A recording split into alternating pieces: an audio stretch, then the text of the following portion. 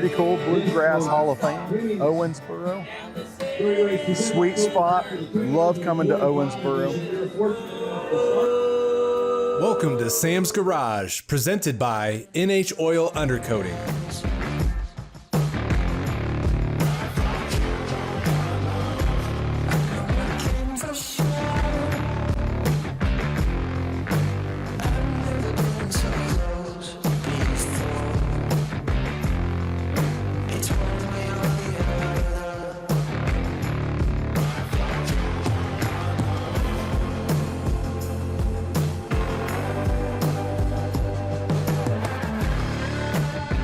This week on Sam's Garage, we're pushing craft, grit, and know-how to the limit.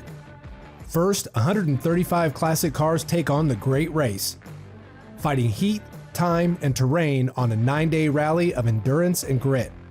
Then we dive deeper into the heart of the event, where teamwork and timing down to the second separate the great from the good.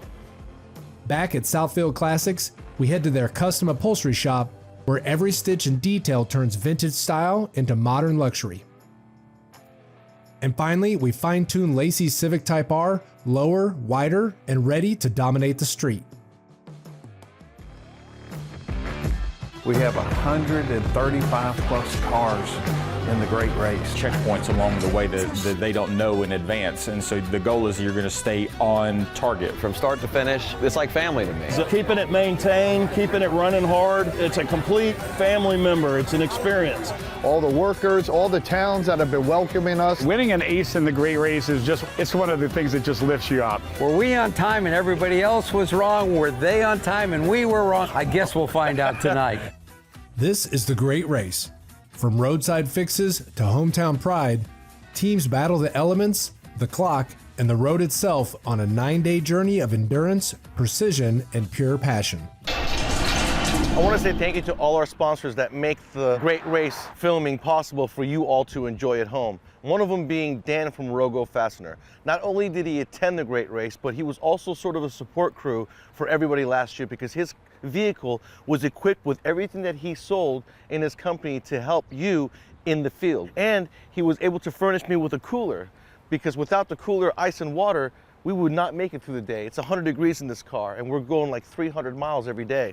So I want to thank him for that. And Dan, thank you for my cup, my insulated cup. I went the first 2 days without the ice in the water and I'm like, you know what? I've got this cup that Dan gave me from Rogo Fastener. Let's go ahead and use it. Yesterday, all day, I had ice cold water. We all break down all the time. That's why he's given me a little packet with an orange vest so that just in case something happens to us on the side of the road, we're totally safe because you can see us from a distance. So I want to say thank you to Dan and all the crew at Rogo Fastener. We're gonna have a solid heat index today of well over 100, about, they said up to 110. Usually the heat in the car almost constantly 100. We put some thermometers in there, so the thing today is going to be hydrate, hydrate, hydrate, keep focused. We're looking forward to a great day. The weather looks good other than the heat. We've got a big heat dome on us. We'll wind up in Owensboro, Kentucky tonight, and that's where we started last year. It's a beautiful town. Looking forward to getting there. You know, everybody has problems on this leg, well, on this race, right? You know, we got mechanical failures, we got cooling systems failing, bunch of stuff. See, on this Nissan, I got this screw in the passenger mirror that's loose. So I'm just gonna simply tighten it so I can put it back on and I can have a mirror on the passenger side. Our starting position I drew is a 114 for tomorrow. A little later start than I like, but it'll work just fine. We'll have a little more heat in the day. Now I'll sit down and start going through all of our instructions, making sure we know exactly what we're doing. It's a little cool this morning, and I think this afternoon it's going to be hot. I expect inside the cockpit about 100 degrees all day long, so should be a good race. And like I said, my only job is to drive the car and do as this guy tells me, only for the period that we're actually in the car. Let's go talk about the atomic clock. Every morning we have to set our time-wise clock to the atomic clock, because this is our go-to. Without this being on point, nothing we do all day will be on point. And when you're talking about seconds, you want to make sure everything is accurate. So every morning, there's an atomic clock right here on a vehicle at the beginning portion of the hotels. This is the atomic clock, especially this one right here. It beeps every time it gets to 0. It just dinged, right? So every morning I come over and I set my watch to this. And the last 4 days, my Seiko has been dead on. Doug also does his watch, but also the time-wise clock to the atomic clock. That way we're on point, there's no discrepancies, and if we make an ace, it's gonna be per this clock that the Great Race uses. So this is very important. We do it every morning, no matter what. Then after this, we're gonna get in the car and go to our lunch stop, which is Effington, Illinois.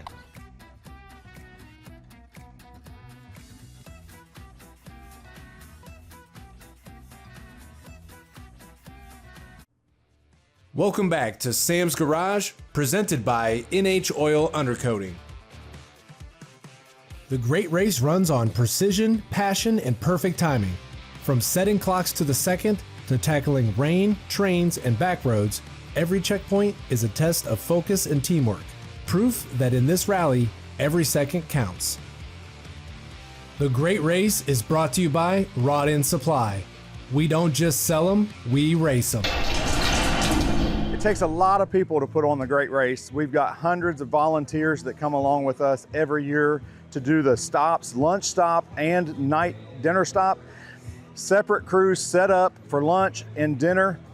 When the lunch crew's done, they're tearing down while the dinner crew is setting up. Jason and I, as the announcers, we have to head to the lunch stop. We get there about the time that the inflatables, everything's getting set up, do a mic test, figure out where we're gonna go as far as what we're talking about, making sure we've got the cards in place. Jenny's there with us, helping us out. And then we do the whole program, about 2 hours worth of talking about the cars, the drivers, sharing some stories, interacting with the crowd, trying to explain to them, get them to understand better about how the race actually works. About 3/4 of the way through, depending on how long it takes to get to dinner, Jason's needs to split out. He's got to get to the dinner stop and then get it set up, make sure it's ready. Jenny and I are finishing up the lunch stop. And then we take off and head out. As soon as that last car comes in and the checkpoint workers come in, tell us no more cars for lunch, then we're splitting off heading to the night stop as well. Hopefully we can get there about the same time the first car comes in. And then we do the whole thing again, talking about all the cars and the families that it takes, all the support team that it takes to put this in. A lot of amazing teams that participate throughout the Great Race and some really cool family stories. Awesome bridge. We went across a toll road, private bridge that's at least 100 years old. You'll see it on Sam's Garage. You don't want to miss that shot. It was a very, very testing day. We had 4 time allowances because a train messed us up for 20 minutes. A torque tube, all original style stuff, electronic ignition and aluminum radiator with electric fuel pump, but that's about as wild as it gets. We put some disc brakes on it off of like a more modern F-150. It's got tube shocks front and rear, which it originally wouldn't have had. So mostly just safety updates. Connor and I built the motor about 2 years ago, tested it on the dyno. It's like 102 horsepower. So not a lot, but it's got enough for what we need to do. So this car has run 4 years now, a major rebuild after last year, and then a brand new torque tube. So yeah, it's handling well so far. I mean, it's got last year's race on the rebuild and just this year on the torque tube, but it's going well. All right, so last night we're talking about overheating conditions. And we're trying to, school him, teach him. He was not having it. He's running AC. And we're like, you know what, for one day, don't run AC and see what happens. He's like, no, we're not gonna do that. And he fixed it himself. And tell everyone why, Rob. Sometimes when things are intermittent, you just have to run them till they fail to figure out what it is. And it always comes down to a little simple thing, and it's usually the fuse. So after we replaced this, our fans started working more consistently, cooling the motor down. We were running some pretty hot temps, water shooting out the vents, so we got her cooled down because of this. We're ready to run a hot day tomorrow. Boy, do we run it hot today. Yeah, I saw the windows were down. So the question is, you ran it today with the windows down. Did it get hot? It did. It did. It did not fix our problem. Believe it was not running the AC was the problem. The problem was this little thing running the fans. Needle nose vice grips and cramp them across the terminals there. And shorted out, we got cool air going again. That's a good way of burning the car down. Yeah, made it to the auto park, started to get a new one. We didn't burn it down. Double check where our fire extinguisher was just to make sure.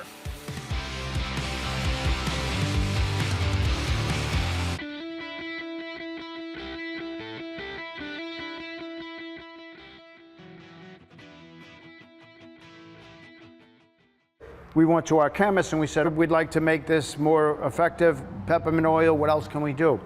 So we play off the three senses, the touch, the feel, and the smell. And so the other ingredient is not noticeable by the nose, but it is a predatory scent.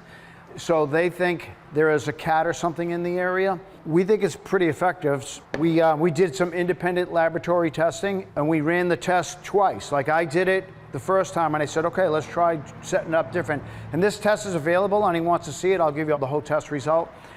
But in an industry where 70% is considered like that's primo, the benchmark for making a successful product, my first test was 91%. Then I changed it and I got 92, and I said, how come when you get 100? And he goes, you're really at 100 when you're in the 90s. Hey, if you're gonna be out there rust proofing, it's an extra bonus. We actually now, we infuse all of our oils with mouse oat. So if you buy the black, the clear, you're gonna get mouse oat. Welcome back to more Sam's Garage, presented by NHOU.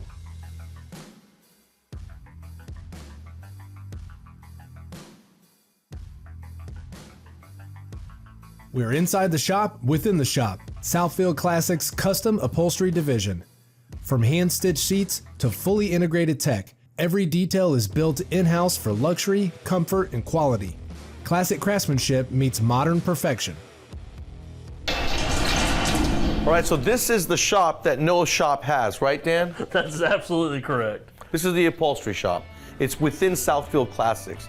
And this is where all the magic happens when it comes to the interior of the car. And you guys heard me say this 1,000 times, no matter what the car is like, no matter how beautiful it is, you live on the inside. So you want to make sure that everything is to your liking on the inside.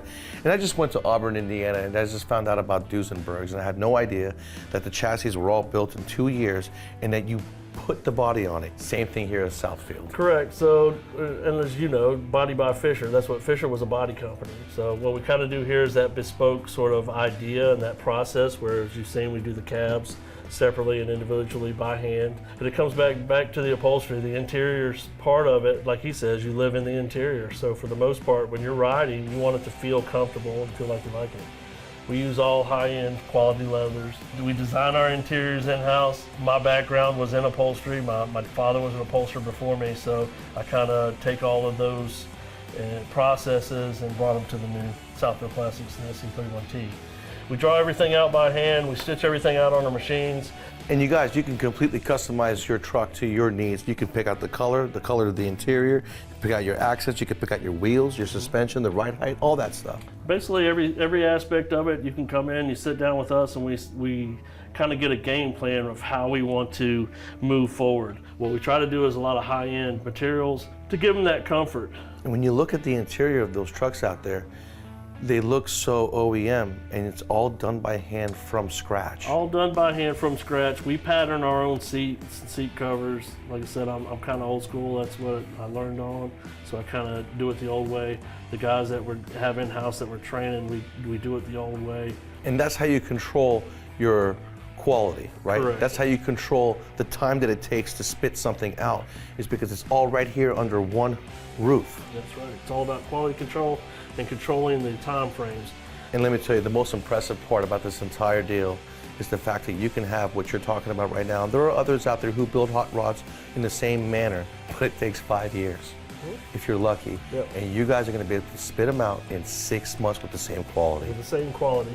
And that's the key. I think the way that we've set up our line and how we're building the actual process on the cars and all the processes we're putting into place, we should be able to put them out every 6 months at a super high quality.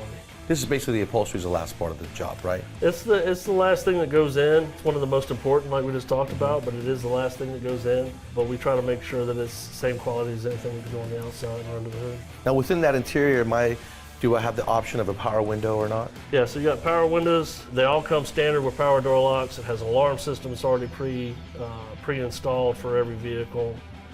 Yeah, power windows, AC. I noticed that you have a screen in the middle of the dash. That's going to be basically your information screen for all your EV or high voltage. And it's also Android and Apple compatible. Okay, so that is the sound system. That is your sound system. It actually works through that, what we call the GUI, which is our head unit. That is so cool. Yeah. Guys, I can't tell you how cool it is to see these Southfield Classics and what it takes to make a vehicle. I can't wait to show you guys as we get further into the season. We're going to start to assemble a vehicle so you guys can see what it takes to make one. This is very cool. Next week, we're going to be checking out the beginnings of the assembly.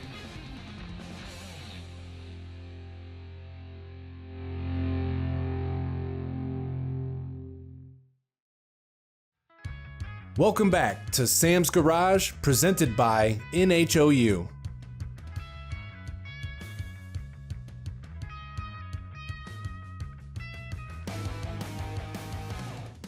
This week, we're dialing in the stance on Lacey's Civic Type R, lowering it 0.8 inches and widening the track with 20mm spacers.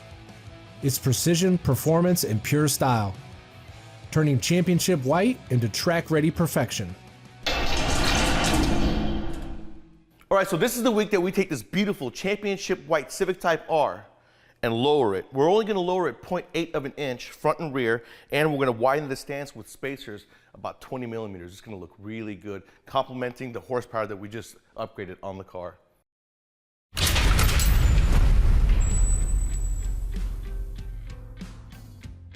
So the rear is really easy. You remove that lower control arm bolt, you remove the bolt that holds the sway bar in place, and this thing will just come down, R&R the spring, and it goes right back up. You will have to use a dead man or a jack, depending on if you're on a rack or on the ground, to put this back up. And that's pretty much it, very easy. But don't forget to put the sway bar bolts back in. Don't forget to remove them, or you will not be able to swing that control arm down. That makes it nice and easy. It calls for 1.2 hours for the rear, 4.7 for the front. You're gonna require almost every bit of that 4.7 in the front if it's the first time. All right, so the rear is pretty easy, right? They've separated the spring from the shock, so you just drop down the lower control arm, R&R the spring, easy. The front, because it's a race car, it's a lot more difficult than the past. So what you guys want to do is make sure that the 3 bolts up top are the last bolts you remove, because it's going to hold the spring and the shock assembly in place. There is an electronic connector on the shock. You have to remove it, don't forget. You do have to remove the ABS sensor and all the connectors and just have them on the side. You don't want to damage that wire because it'll cost you a big sensor. That's expensive. Whenever you guys are doing a coil spring or anything like that, you got to remove the sway bar. That gives the suspension room to go up and down. So the backing plate will have to be removed so that you can get to the 2 19mm bolts that are holding the knuckle to the lower control arm.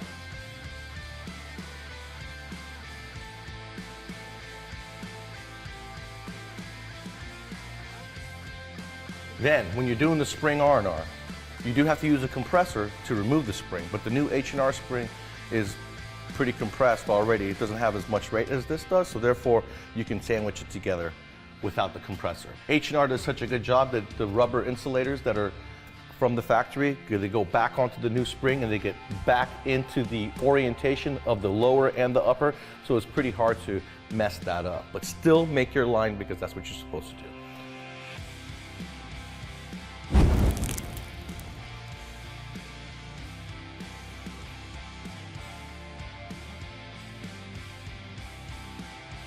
The last thing we're going to install is going to be this H&R. This looks like a 1-inch spacer. It's probably 20mm.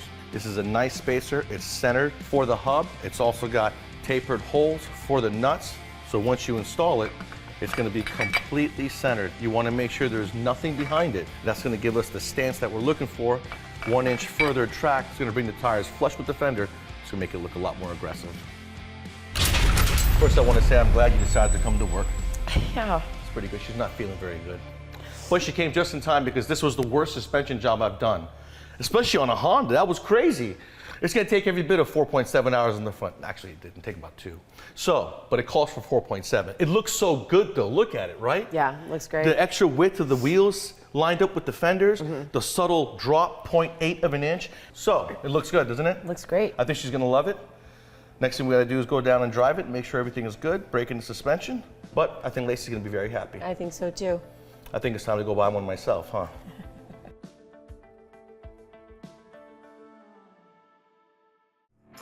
Be sure to check out Sam's Garage on these other media platforms.